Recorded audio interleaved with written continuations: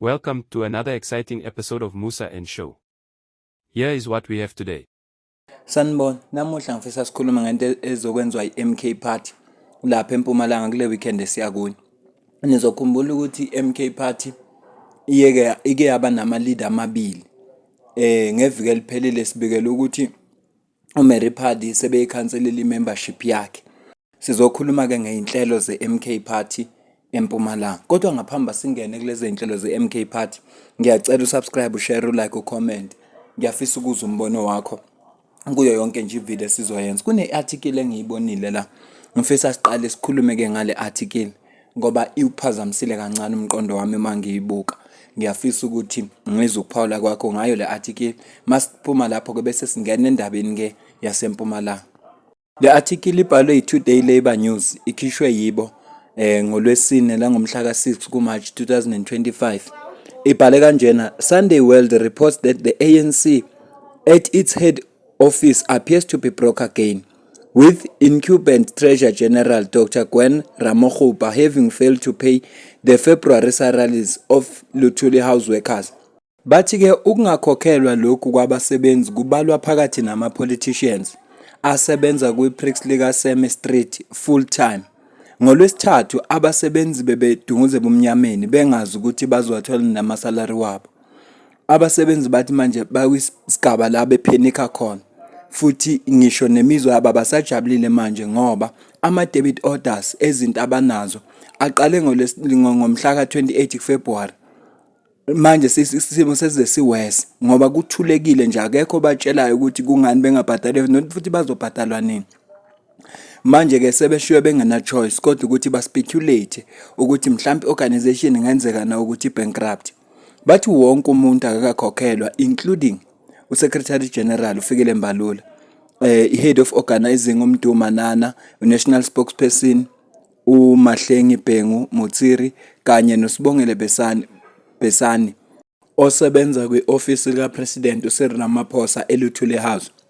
Omunye wabasebenzi uclaim ukuthi ama-senior we-ANC awayikhokhelanga ama-service providers wabo. Bathi futhi ngisho nekhekhe leli ababelisika ngoJanuary 8 le-Cape Town nalo futhi alikakhokhelwa. Kazi kwenzakalani ku-ANC uma behluleka ukukhokhela abasebenzi babo? Ngiyazibuza nje, uyacabanga i-frustration ephethe labasebenzi kufanele bakhokhe ama-rent la bahlala khona njengoba bekhala ukuthi ama-debit orders abhawunsile, phela abaney'moto abazithathile, abanye bakhokhela izindlu, iy'mpahla abazigqokayo ngoba abanye phela bagqoka emashop laba abaney'kweletu kuzo. Yonke lento le inomthelela omubi. Kodwa kubuhlungu kunakho konke ukuthi abaphathi bazithulele nje, abasho ukuthi kunankingani, abasho ukuthi kwenze njani. Abantu ingakho beze manje be-frustrated. I-report-ile Sunday World angiyibonanga article yakhona ngesonto ku-Sunday World, angiyibonanga, ngabe ngikhave ngalelo langa njengoba ngiyibona namuhla. Hayi kubi ngempela Luthuli House. Ngiyacela ukuzwa ukuphawula kwakho uma kunje ku-ANC kazi kwenzakalani. Asethembe kodwa ukuthi bazozama ukuyilungisa lento, abasebenzi bekwazi ukuthola imali yabo. Asingene nendabeni yomkhonto. Niyakhumbula ukuthi ngaphambi kokuba kuxoshwe umama uMary Pardee, uFloyd Shivambu wakhuluma kanje: There's a challenge in Mpumalanga, objectively so. And we have met with the leadership that is led by the convener of Mpumalanga, Advocate Busisiwe Mkhwebane. The convener of Mpumalanga is Advocate Busisiwe Mkhwebane, as per the decision of the national officials of the National High Command of the President. So that is the convener of Mpumalanga. We are aware that there are people who are not pleased with the composition of the leadership in Mpumalanga. Such is the case as well in Limpopo. That is why we gave an indication here that the leadership, the national officials, will go to the province to listen to each and every member of Mkhonto Wesizwe as to what are the basis of their concerns, so that we can resolve all these issues and then we end up with one organization. We will not close our eyes and ears whenever concerns are raised in the organization, even if we suspect that some of the issues that are raised border on opportunism. we will always go and listen to all members of Umkhonto weSizwe so that we produce one organization and not multiple organizations. But also we want to caution the comrades that are raising legitimate concerns about the leadership that don't, in the process of raising concerns, find yourself on the other side of the constitution and violating it. There is no one who is closed out. When you are not appointed as leadership, don't say that I am the leader, I will not change. There is no leadership structure in Umkhonto weSizwe which was appointed without the concurrence of the president. All the leadership structures, including the ones we're announcing here of the leagues and the fraternal organizations, the president was in those meetings, and we go name by name so that we collectively take responsibility. To now want to attribute the leadership outcomes and collectives to one leader of Umkhonto weSizwe is opportunism, is problematic. But also, if you want to bring information which perhaps the entire leadership collective was not aware of when it was making such an appointment, do so in a disciplined way. Do so in a disciplined manner. Don't go and organize parallel programs and want.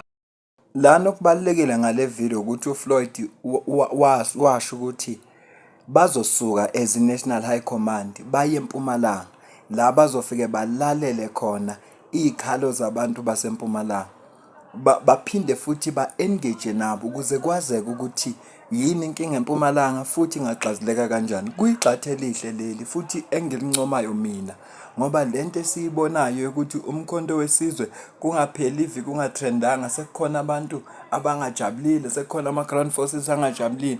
Sengathi lento bangangayigcina eMpumalanga kuphela, kodwa bangahambela wonke lama province bekwazi ukulalela abantu, bekwazi futhi ukuthi baxhumane ba-engage nabantu ukuze bazi ukuthi inkinga isukaphi, iqalaphi, iyaphi. Noma uFloyd esho ukuthi ezinye igaba bayabona ukuthi cha osomathuba ngoba kukhona abantu abasebenza ama-ground force ngoba beyitshela ukuthi uma seku-country structure bazo-appoint abangene kuma-position. Ngeshwa-ke bangakhethwa. Kodwa uFloyd uyaxwayisa la ukuthi uma kukhona ongakuboni kahle ngoba phela ushilo uBonkosikhanyile wathi siphila ngamaphutha. Uma ulibona ukuthi kunephutha elikhona liraise kahle, ungathi ekuraiseni iphuze libalulekile bese uphula iconstitution ngoba ngokwenza kanjalo kungenzeka ugcine nawe usunenkinga kanti uburaise iphuze le-right. Ngiyethemba ukuthi kuyisifundo lesina kwamanye ama-branches omkhonto weSizwe Party ukuthi yebo izikhalo zikhona azihanjiswe ngendlela efuna zihanjiswe ngayo. Ikhona constitution futhi constitution ikhona nebhalwe nangesizulu, angazi ngesishangane kodwa ngiyazi ukuthi ikhona ebhalwe ngesizulu. Manje abantu abayifunde iconstitution bazi ukuthi kucomplainwa kuphi kanjani ukuze izinto zihambe kahle, kuyenieka ukutrendela into engasile. Okuzokwenzeka kule weekend njengokwethembisa kwabo ukuthi bazophuma baye eMpumalanga, nangumama uBusisiwe Mkhwebana oconvener waseMpumalanga Umkhonto weSizwe Party echaza ukuthi kule weekend kule Saturday yakusasa bazobe bekuphi National High Command. Commanders, good morning. This is Advocate Busisiwe Mkhwebane, the convener yomkhonto weSizwe eMpumalanga.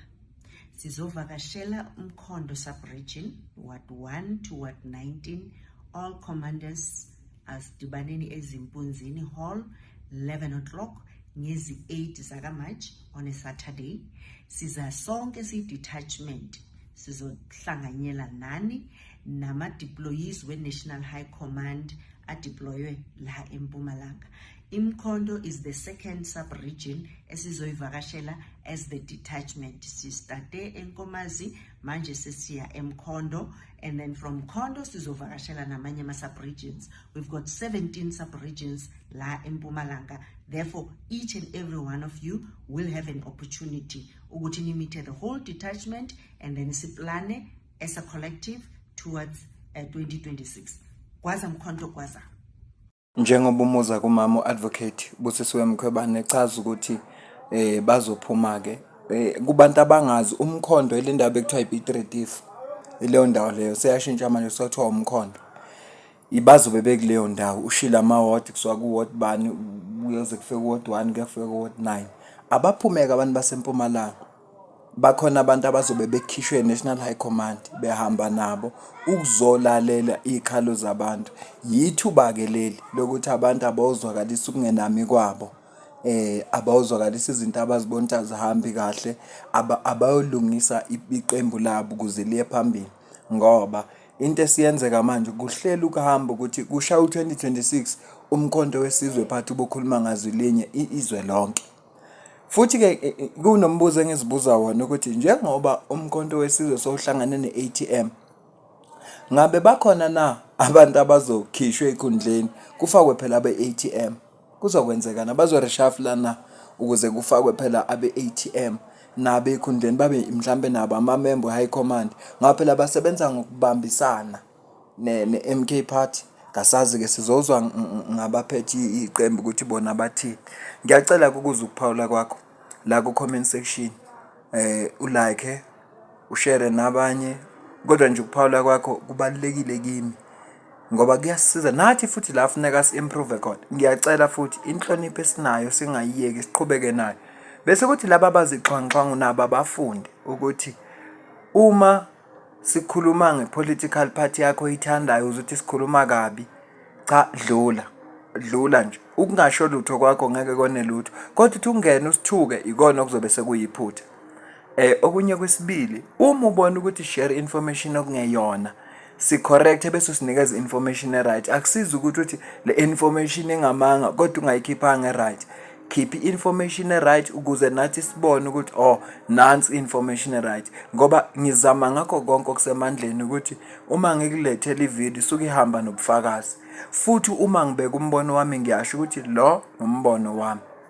Ngiyabonga kakhulu-ke ngesikhathi sakho. Ngiyacela ukuze ukuphawula kwakho kusuka nje odabeni lokuqala le-ANC ukuthi ayibakhokhela abasebenzi bawo. Uyacabanga nje iy'ngane zalabantu efuneka yikhokhelwe ama-transport. Ngoba phela iy'ngane zabantu abasebenza laphaya ayifundi kuma-public school, zifunda kuma-private school, kuyakhokhwa. Igrocery abayithengini, azibazodlala. Asazi-ke kodwa asethemba ukuthi ANC izokwazi ukuzilungisa iy'ndaba zayo. Mina nawe asidibane kwividiyo elandelayo. Ngiyabonga kakhulu.